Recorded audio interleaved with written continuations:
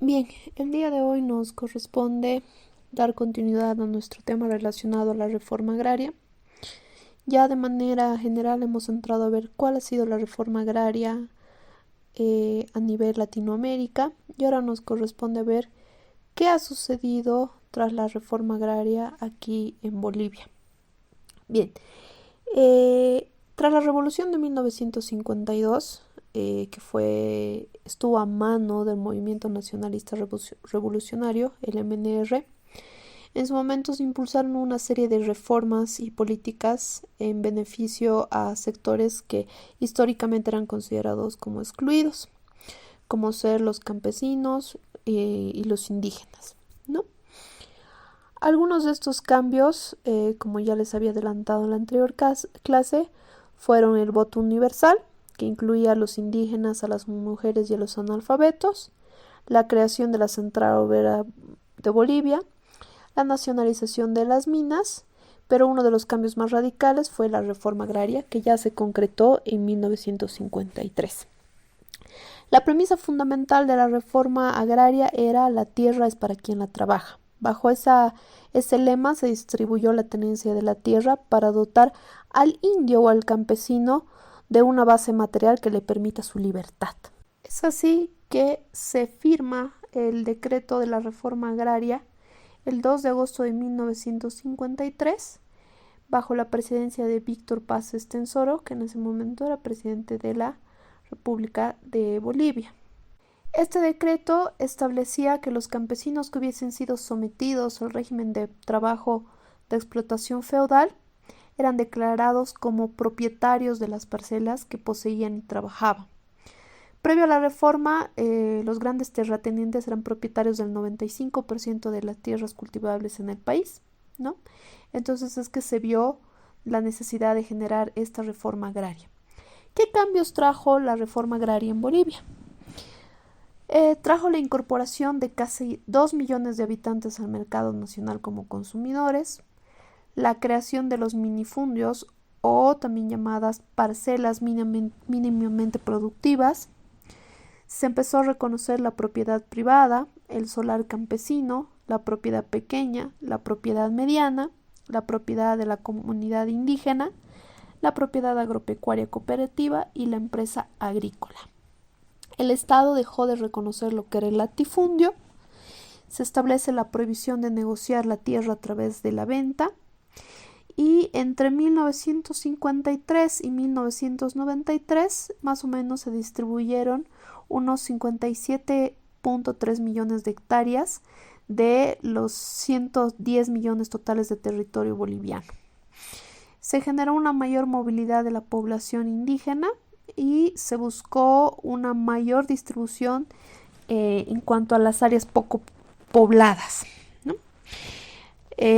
Asimismo, se tiene que considerar que a mediados del siglo XX Bolivia contaba con un sistema agrario totalmente latifundista, ¿no? Caracterizado por una desigual tenencia de la tierra, condiciones de trabajo semifeudales y con una baja capacidad de proveer alimentos a todos los sectores de Bolivia.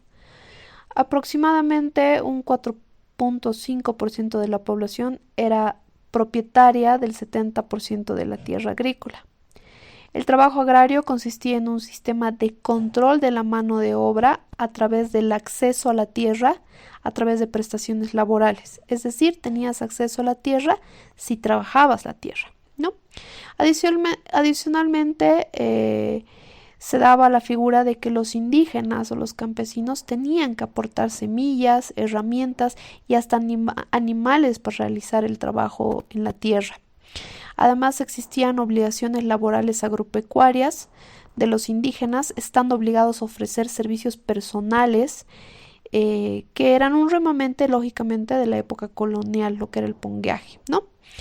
Y existía el hacendo, ¿no?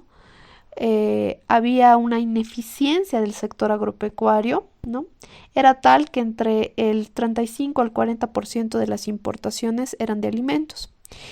Ya en enero de 1953 se organiza una comisión de reforma agraria presidida por el vicepresidente Hernán Siles Suazo, con miembros del Partido de la oposición como el POR y el PIR y miembros del MNR. Y es así que el 2 de agosto de 1953, como les decía, en Ucureña, Cochabamba, se firma el decreto de la reforma agraria. El decreto ofrecía, a diferencia de otros casos que se dieron a nivel Latinoamérica, la indemnización a los terratenientes y otorgaba las tierras de las haciendas a los indígenas a través de sus sindicatos, comunidades, con la condición de que no fueran vendidos a título personal, ¿no? Entonces pasaban a ser propiedad de la comunidad en sí, no podían ser vendidos como documentos, como propiedad privada de una sola persona, ¿no? El sistema de implementación de la reforma agraria entre 1954 y 1968 se trabajó mediante el Servicio Nacional de la Reforma Agraria, ¿no? Procesando más o menos unos 8 millones de las aproximadamente 36 millones de hectáreas para distribuirse, ¿no? Los siguientes años, por lo menos unos 30 años después, se lograron distribuir unos 39 millones de hectáreas adicionales, llegando a un total de 47 millones de hectáreas con más de 65,000 beneficiados que eran del sector indígena y del sector campesino. En cuanto al derecho propietario de la tierra o el derecho originario del Estado, este decreto supremo de la reforma agraria en su artículo primero estableció lo siguiente: que el suelo y el subsuelo de las aguas del territorio de la República de Bolivia pertenecían al derecho originario a la nación boliviana.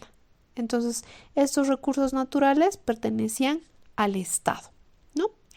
También el Estado reconocía y garantizaba la propiedad agraria privada cuando ésta cumpliera una función útil para la colectividad nacional, que sea planificada, regulada, racionalizada y que su ejercicio tienda a la distribución equitativa de la tierra.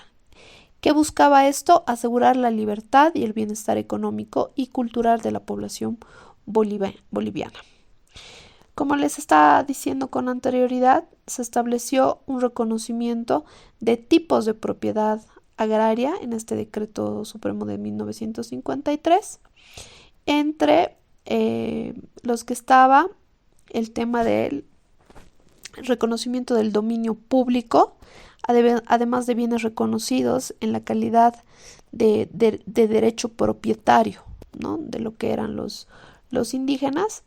Se estableció el derecho propietario por parte del Estado de tierras baldías que no estuvieran en uso ni explotación y se les dio la característica de tierra fiscal.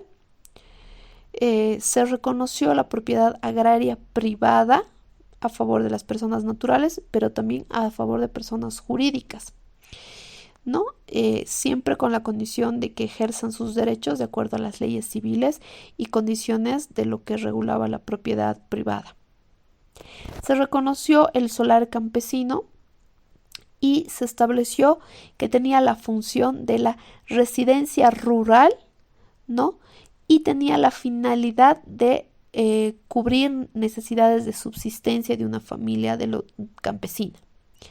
Se reconoció la propiedad pequeña, estableciendo que la que trabaje es la que sea trabajada personalmente por el campesino y su familia, de tal manera que su producción le permita satisfacer racionalmente sus necesidades, ¿no? El trabajo personal del campesino no excluía el tema de que sean colaborado por otras personas u otros grupos. Se reconoció la propiedad mediana, considerada como aquella que tenga una extensión mayor a la calificada como pequeña propiedad y que debía cumplir características de empresa agrícola capitalista, que sea susceptible de explotación por un concurso de trabajadores asalariados o empleados, medios, técnicos, mecanismos, de tal manera de que el volumen principal de producción se destine al mercado. También se reconoció la propiedad comunidad indígena, que era la que se reconocía como tal a un grupo social de indígenas. Y también se reconoció la propiedad agraria cooperativa. Esta era concedida a los agricultores que se asociaban con carácter de obtener beneficios del trabajo de la tierra, de su explotación. También era considerada aquellas que eran tierras pequeñas y medianas, pero que juntadas y aportando un capital se generaba una cooperativa. También tierras de campesinos favorecidos con la adjudicación de antiguos latifundios que se organizaran en sociedad cooperativa para su explotación, y las tierras pertenecientes a sociedades cooperativas agrícolas que por cualquier título no comprendido haya sido otorgado a un grupo de campesinos o a la población. La empresa agrícola se caracterizaba por la inversión de capital suplementario en gran escala, el régimen de trabajo asalariado y el empleo de medios técnicos modernos, y también se determinaba que estos iban a estar sujetos de acuerdo a regiones y topografía accidentada. El Estado dejó de reconocer lo que eran los latifundios, ¿no? Y establecía que el latifundio era una propiedad de gran extensión, variable según su situación geográfica, y que podía pertenecer y ser inexplotada o explotada deficientemente, ¿no? Entonces, ante esa situación, deja de reconocerla y se establece que sea repartido para aquellos que no tengan tierra o tengan menor acceso a la tierra. También se establecieron superficies máximas o extensiones máximas de lo que eran las propiedades agrarias de la siguiente manera. En la zona del altiplano y la puna, es decir, subzona norte ribereña del lago Titicaca, el máximo era 10 hectáreas. En la subzona norte con influencia del lago Titicaca, máximo 10 hectáreas. En la subzona central con influencia del lago Popó, 15 hectáreas. Y en la subzona sur, 35 hectáreas. En la zona de los valles, se estableció en la subzona de valles abiertos, en caso de riego 6 hectáreas, en caso de zona seca 2 hectáreas y en caso de zonas vitícolas 3 hectáreas. En la subzona de valles cerrados, en caso de riego 4 hectáreas, en caso de zona seca 8 hectáreas y en caso de zona vitícola 3 hectáreas. En la subzona de cabeceras se estableció solamente en zona seca 20 hectáreas. Para la zona subtropical, es decir, subzona Yungas, 10 hectáreas, subzona Santa Cruz, 50 hectáreas y subzona Chaco, 80 hectáreas. También se establecieron extensiones máximas para la propiedad mediana y también para lo que era la propiedad pequeña, y también para lo que era la cooperativa de propietarios medianos y lo que era la empresa agrícola. A más detalle se les va a proporcionar la normativa específica para que ustedes puedan revisar cómo estaba regulada la normativa con relación a las extensiones de hectáreas de lo que era la propiedad agraria. Pero además de establecer las hectáreas máximas de la propiedad agraria, se llegaron a establecer otros aspectos específicos con relación a la reforma agraria. Entre ello estaba la regulación de la afectación de la propiedad en relación a concentración de tierras, la inefectabilidad de la mediana y la pequeña propiedad, la afectación de lo que eran los latifundios, la afectación de la empresa agrícola, la afectación de las propiedades agrícolas en las zonas tropicales y subtropicales, la restitución de tierras. Al respecto, el artículo 42 del Decreto Supremo de 2 de agosto de 1953 establecía lo siguiente: las tierras usurpadas a las comunidades indígenas desde el 1 de enero de 1900 les serán restituidas cuando prueben su derecho de acuerdo a la reglamentación especial. Es decir, se estableció que se iba a restituir estas tierras que habían sido despojadas de los campesinos. También se estableció cuáles iban a ser el derecho de la propiedad del Estado y de las personas jurídicas. Se estableció que las propiedades agrarias eran pertenecientes a los órganos del Estado, universidades e instituciones autárquicas y que éstas iban a ser inafectables, siempre que sean utilizadas para los fines que se habría establecido en cuanto a su adquisición.